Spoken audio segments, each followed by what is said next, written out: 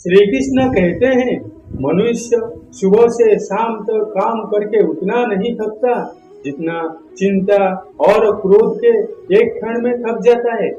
संबंध परमात्मा से अच्छे बना लो तो तुम्हें किसी की जरूरत नहीं पड़ेगी, तुम खुद सबकी जरूरत बन जाओगे।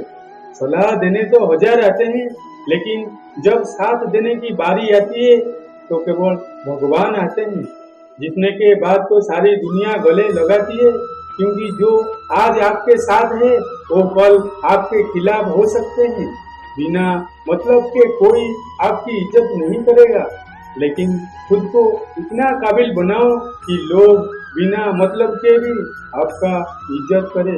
आपको अगर कोई नीचा दिखाता है, इसका मतलब है कि आप उससे पहले से ही ऊपर हो। जिंदगी जीने के लिए मिली है, इससे लोग क्या सोचेंगे यह सोचने में बर्बाद मत करो। किसी के बुरे वक्त में उसका हाथ पकड़ो, सहारा दो, उससे हिम्मत दो, क्योंकि बुरा वक्त थोड़े समय में चला जाएगा, लेकिन वो आपको दुआ जिंदगी भर देता रहेगा। भगवान कहते हैं, सोने से पहले तुम सबको माफ कर दिया करो और तुम्हारे जागने से पहले मैं तुम्हें माफ कर दूंगा। भगवान ऑक्सीजन की तरह है, जिन्हें आप देख नहीं सकते, लेकिन उसके बिना आप रह भी नहीं सकते। कोई और तुम्हारी मदद नहीं कर सकता, अपनी मदद स्वयं करो। आप खुद के सबसे अच्छे मित्र हैं और सबसे बड़े दुश्मन भी। आप किस समय सही थे इसे कोई याद नहीं रखता, लेकिन आप किस समय गलत थे ये सब याद रखते हैं। सब दुख दूर होने के बाद ही मन प्रसन्न होगा, यह आपका भ्रम है। मन प्रसन्न रखो, सब दुख दूर हो जाएंगे, ये हकीकत है। इंसान तब समझदार नहीं होता जब वो बड़ी बातें करने लगे, बल्कि समझदार तब होता है जब वो छोटी छोटी बातें को समझने लगता है।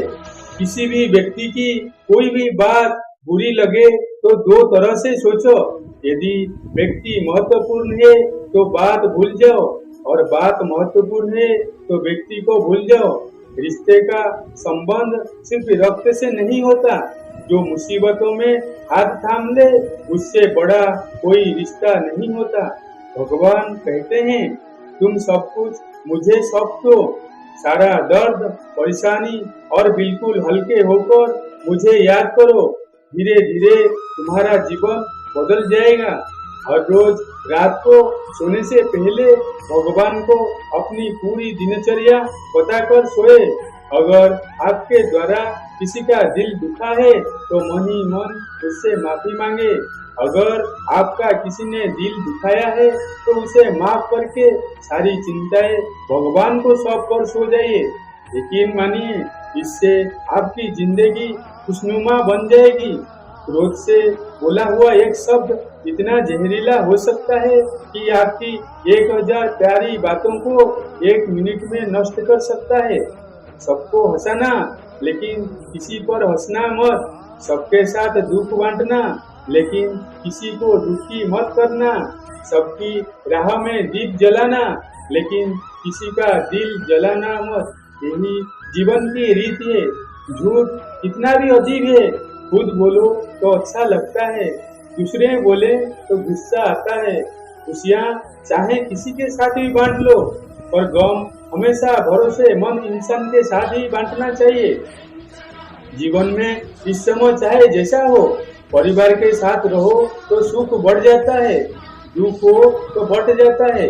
सच्चा मित्र वही है जो उस समय भी आपके साथ खड़ा हो जब सारी दुनिया आपके खिलाफ हो। आपके पास जितना भी है इसके लिए बार बार दिल से धन्यवाद कहे, हर वक्त कहे। यकीन मानिए, जितना भी है वो जल्दी कई गुना हो जाएगा। प्रार्थनाएं और ध्यान इंसान के लिए बहुत जरूरी है, क्योंकि प्रार्थना में भगवान आपकी बात सुनते हैं और ध्यान में आप भगवान की बात सुनते हैं।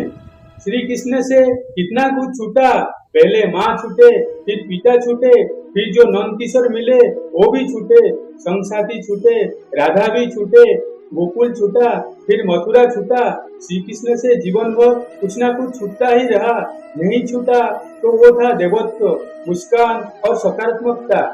श्री कृष्ण दुखी नहीं, उत्सर्ग के प्रतीक है। सब कुछ छूटने पर भी कैसे खुश रहा जा सकता है, यह श्री कृष्ण से अच्छा कोई नहीं सिखा सकता। इसीलिए हमेशा खुश रहे, सदा मुस्कुराते रहे। जीतने का मजा भी कभी आएगा जब लोग आपके हार का इंतजार करेंगे। जैसा बोओगे वैसा ही पाओगे। दुआएं और प्रार्थनाएं असंभव को भी संभव बना देती है। ईश्वर को ना हमारी धन की जरूरत है ना धन की, उसको तो बस हमारी पवित्र मन की जरूरत है। इसीलिए वो हमें कुछ भी छोड़ने के लिए नहीं कहता, बस कहता है बच्चे मन से विकार छोड़ो, गंदे विचार छोड़ो। जो आने वाला है वो हमेशा गुजरे हुए कल से बेहतर होगा।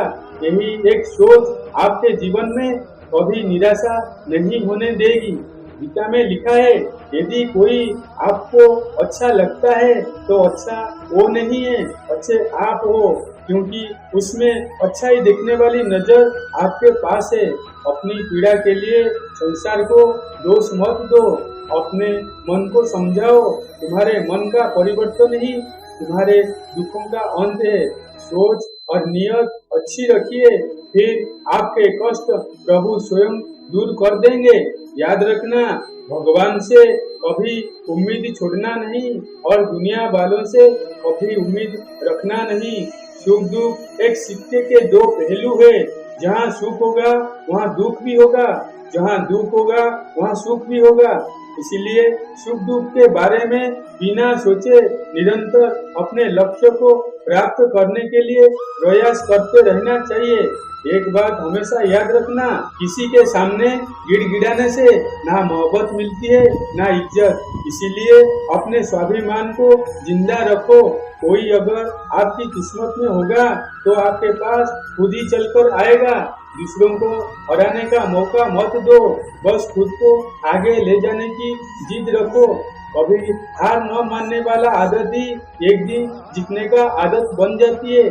सिर्फ दो चीजों मनुष्य के भाग्य का निर्माण करती है। पहला स्वभाव, अगर आपके स्वभाव में अच्छाई विनम्रता के गुण है तो आपका स्वभाव चमकेगा।